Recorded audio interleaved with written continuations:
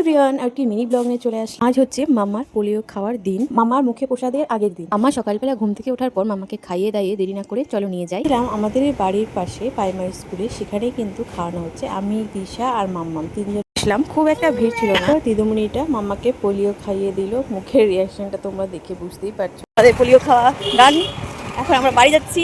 কালকে মামা দাদু ভাইয়ের হাতে খাবে ভাতু। এরপর বিকালবেলায় মামা কিন্তু ঘুমিয়েছিল। আমি আর দিশা মিলে এর উপরে কিছু ডেকোরেশন করেছি, তোমাকে এখন দেখাতে পারলাম না যেহেতু সন্ধ্যা হয়ে গেছে।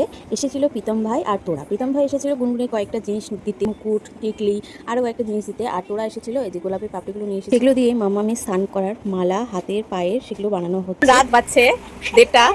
এই যে ঠাম্মি আর নাতনি এই ফাজলামোগুলো চলছে। একটুকু চোখে যদি ঘুম থাকে, কালকে বলে ওই মানে ভাতও খাবে, আমি আর আমি জেগে থাকবো। কালকে ভাত খাবো তো আনন্দ হচ্ছে। আমার বাড়ি বাড়ি মজা খিল চল না।